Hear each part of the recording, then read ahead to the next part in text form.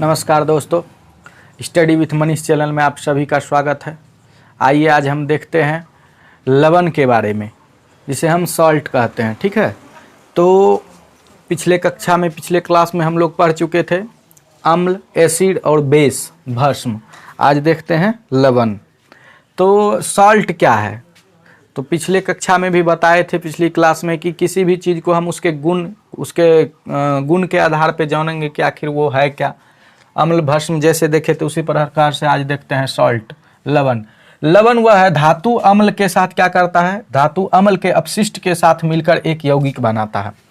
धातु, कोई भी धातु जो है अम्ल के अपशिष्ट के साथ जब मिलकर एक यौगिक बनाता है, वही यौगिक क्या कहलाता है, वही यौगिक जो है लवण कहलाता है। ठीक है, वही यौगिक लवण कहलाता है जब धातु अम्ल के अपशिष्ट के साथ मिलकर एक यौगिक बनाता है, जिसे लवण कहते हैं।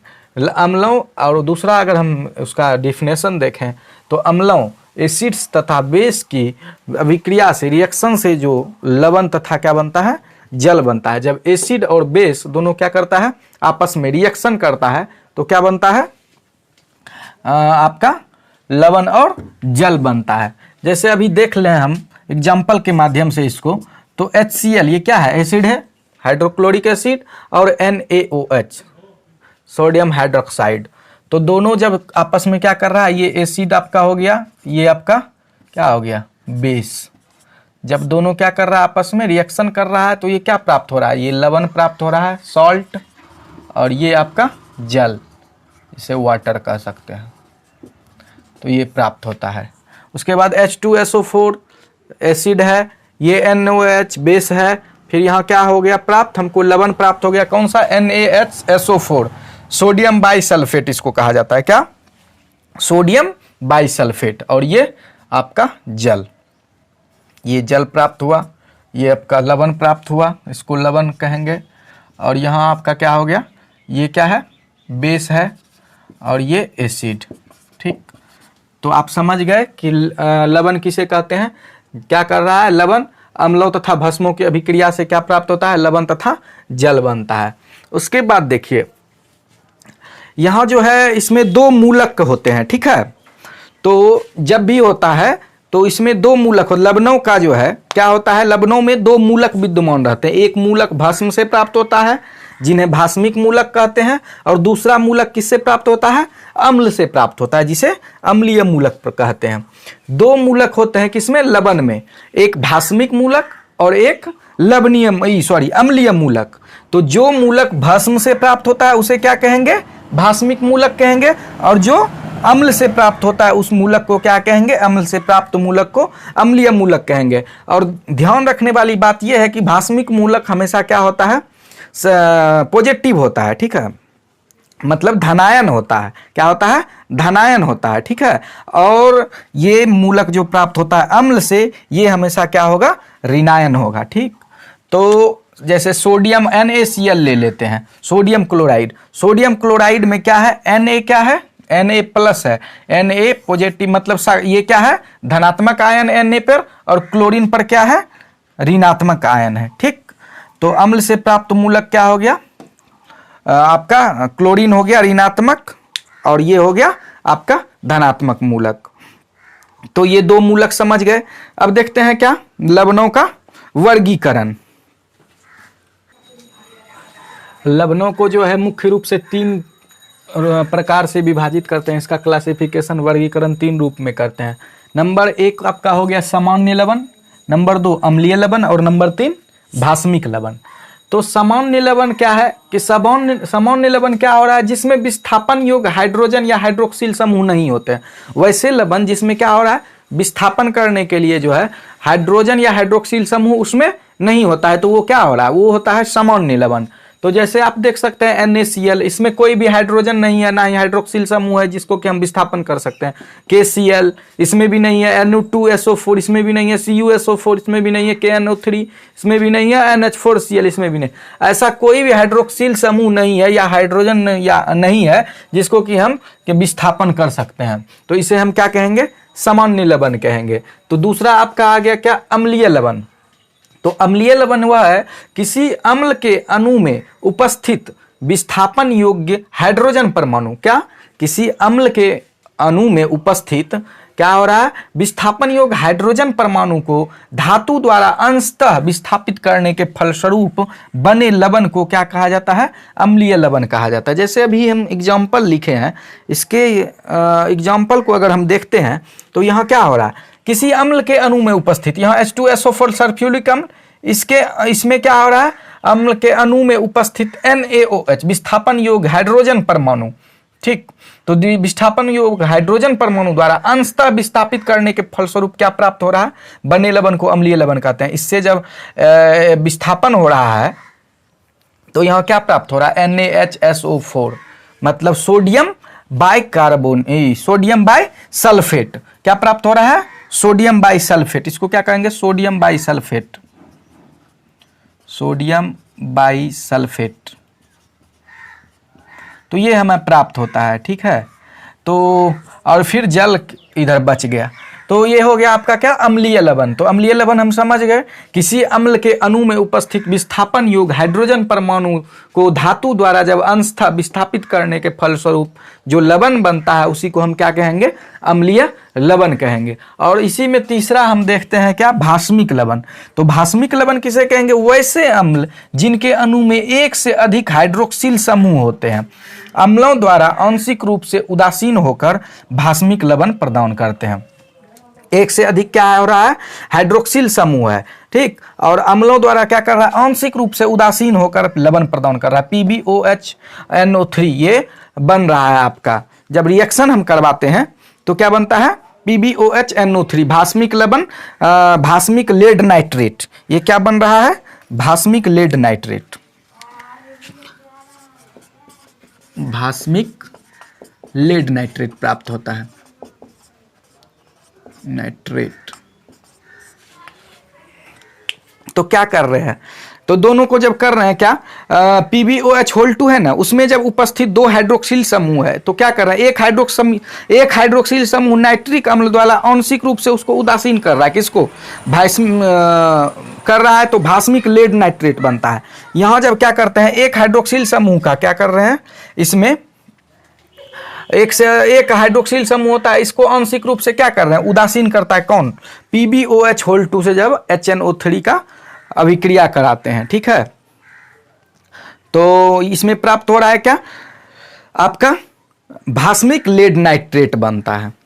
तो ये आपका हो गया इन लवणों में भस्म के गुण के साथ साथ लवण के गुण भी पाए जाते हैं। ये जो अभिक्रिया के फलस्वरूप प्राप्त हुआ आपका भास्मिक लेड नाइट्रेट, इसमें क्या प्राप्त हो रहा है, इसमें भस्म के गुण के साथ साथ लवण के गुण भी प्राप्त होते हैं, पाए जाते हैं।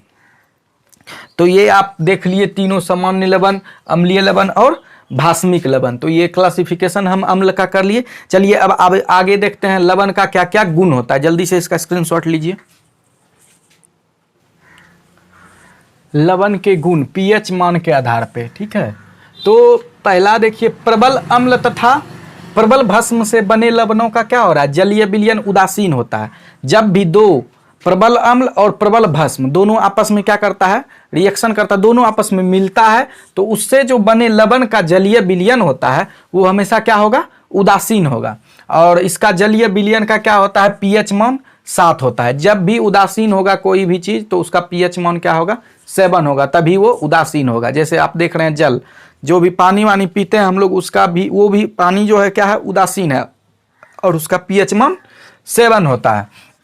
इसका एग्जाम्पल ले लेते हैं, KCl, NaCl, KNO3, NO2SO4, ये सभी जो भी एग्जाम्पल है ये प्रबल अम्ल तथा प्रबल भस्म से बना होता है। और ये प्रबल अम्ल और प्रबल भस्म से मिलकर जो जलीय विलयन बनता है, ये सभी जितने भी हैं इनका क्या होता है, पीएच मान 7 होता है और ये उदासीन होते हैं। उसके बाद देखते हैं क्या, प्रबल अम्ल तथा दुर्बल भस्म। यहाँ था प्रबल अम्ल और प्रबल भस्म, और यहाँ आ गया क्या आपका, प्रबल अम्ल और दुर्बल भस्म। प्रबल अम्ल तथा दुर्बल भस्म से जब जो बनता है लवण, वो बने लवण का जलीय विलयन क्या होता है, अम्लीय होता है। जब प्रबल अम्ल और दुर्बल भस्म दोनों आपस में मिलकर बनता है, बनाकर जो लवण बनाता है, प्रबल अम्ल और प्रबल भस्म मिलकर जो लवण बनाता है उसका क्या होता है, जलीय विलयन हमेशा अम्लीय होता है। और अम्लीय का पीएच मान क्या होगा, 7 से कम होगा, 7 से हमेशा कम होगा। तो इसका पीएच मान क्या हो गया, 7 से कम, 7 से सॉरी पीएच मान क्या होगा इसका, 7 से कम होगा, यहाँ अधिक लिख दिए हैं कम। तो इसका क्या होगा, प्रबल तथा दुर्बल भस्म से जो भी लवण बनता है, लवण का जलीय विलयन क्या होता है, अम्लीय होता है, और इसका पीएच मान 7 से कम होगा। फिर आ गया क्या आपका दुर्बल भस्म और प्रबल भस्म, दुर्बल अम्ल और प्रबल भस्म मिलकर, यहाँ था क्या आपका प्रबल अम्ल और दुर्बल भस्म, यहाँ जब आ गया तो दुर्बल अम्ल, और तीसरा में देखते हैं दुर्बल अम्ल और प्रबल भस्म जब मिलता है तो उस दोनों जब मिलकर के क्या करता है, जलीय लवण का जलीय विलयन बनाता है। तो उस लवण का जलीय विलयन कैसा होता है, क्षारीय होता है। कैसा होता है, क्षारीय होता है। और क्षार का क्या होता है, पीएच मान, जो भी जब भी कोई भी जलीय विलयन क्षारीय होगा उसका पीएच मान हमेशा 7 से अधिक होगा। जैसे देख लीजिए Na2CO3, NaHCO3, CH3COO, इन सभी का क्या होगा, हमेशा पीएच मान 7 से अधिक होगा। ये सभी किससे बने हुए हैं, दुर्बल अम्ल और प्रबल भस्म से मिलकर के जलीय विलयन लवणों का बना हुआ है। तो ये हम देख लिए लवण के गुण पीएच मान के आधार पर। अब फिर कुछ उपयोगी लवण देखते हैं आगे। तो आपका सम इम्पोर्टेंट साल्ट, कुछ उपयोगी साल्ट है, नमक है, जिसको हम देखते हैं आज। तो ये है पहला क्या, NaCl, जिसको हम सोडियम क्लोराइड कहते हैं। तो सोडियम क्लोराइड कैसे बनता है, कैसे प्राप्त होता है, जब सोडियम हाइड्रोक्साइड NaOH और हाइड्रोक्लोरिक एसिड दोनों को आपस में मिलाते हैं तो उससे क्या प्राप्त होता है, सोडियम क्लोराइड प्राप्त होता है। सोडियम क्लोराइड को हम साधारण नमक भी कहते हैं। तो क्या होता है, जब NaOH सोडियम हाइड्रोक्साइड और HCl दोनों को क्या करते हैं, आपस में मिलाते हैं तो क्या प्राप्त होता है, सोडियम हाइड्रोक्साइड तथा हाइड्रोक्लोरिक एसिड को अब आपस में अभिक्रिया करा के क्या प्राप्त किया जाता है, सोडियम क्लोराइड प्राप्त किया जाता है। इसे ऐसे परिभाषित कर सकते हैं, एग्जाम्पल में ये लिख सकते हैं, लिख देंगे NaOH plus HCl NaCl H2O। तो इसके देखिए भारत में जो है साधारणतः 95% जो है NaCl साधारण नमक कहाँ से प्राप्त होता है, समुद्र से प्राप्त होता है, समुद्र एवं चट्टानों से प्राप्त होता है। समुद्र से क्या किया जाता है, वाष्पीकरण के द्वारा, समुद्र के पानी को वाष्पीकरण के द्वारा क्या प्राप्त किया जाता है, 95% भारत में साधारण नमक NaCl प्राप्त किया जाता है। तो वाष्पीकरण द्वारा प्राप्त साधारण नमक में Na2SO4, MgCl2, MgSO4, CaCO3 आदि लवण अशुद्धि के रूप में पाए जाते हैं। जब साधारण नमक उसमें होता है तो ये सब उसमें अशुद्धि भी मिला होता है, किसमें, साधारण नमक में, लवण में अशुद्धि के रूप में पाए जाते हैं। तो फिर सेंधा एवं काला नमक देखते हैं। तो ये आपका हो गया क्या, साधारण नमक। अब देखते हैं सेंधा एवं काला नमक। तो सेंधा एवं काला नमक क्या होता है, सेंधा नमक एवं काला नमक कहाँ प्राप्त होता है, कहाँ से, मिट्टी के अंदर जो है, जिस पर खदान से निकाला जाता है, इसको मिट्टी के अंदर गहराई से खदान से इसको प्राप्त किया जाता है, मिट्टी के अंदर से सेंधा एवं काला नमक को। और इसमें जो है अशुद्धि लाल चिकनी मिट्टी के कण मिले होते हैं इसमें अशुद्धि के रूप में। जैसे यहाँ अशुद्धि के रूप में साधारण नमक में क्या मिला हुआ है, Na2SO4, MgCl2, MgSO4 और CaCO3, ये सभी क्या है, साधारण नमक की अशुद्धियां हैं, इसमें अशुद्धि के रूप में मिले थे। और इसमें जो है सेंधा नमक एवं काला नमक में अशुद्धि के रूप में लाल चिकनी मिट्टी मिला हुआ होता है। तो जिसके कारण से इसका कलर भी क्या होता है, भूरा हो जाता है। इसका कलर कैसा रहता है, देखने में आप लोग देखे होंगे, भूरा रहता है।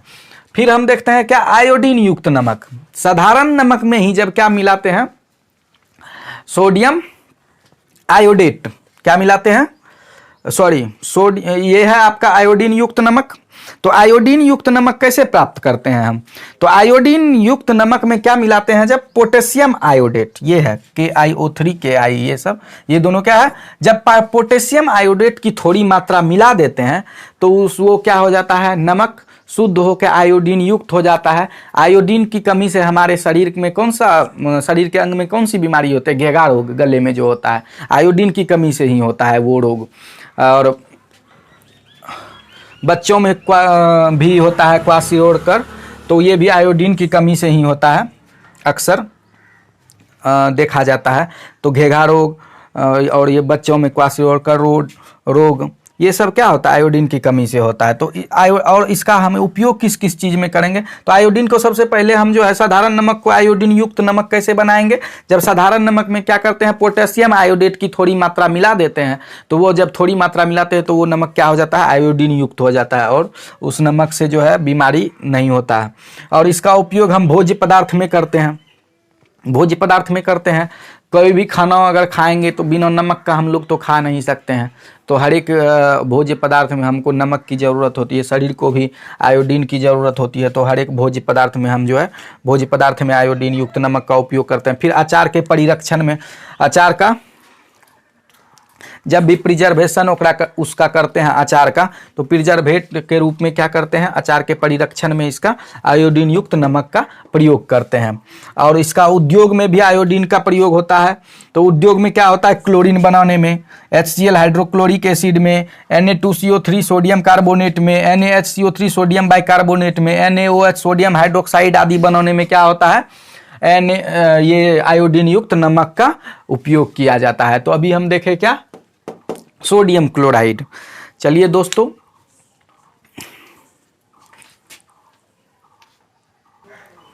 ये देखते हैं दूसरा आपका सोडियम हाइड्रोक्साइड।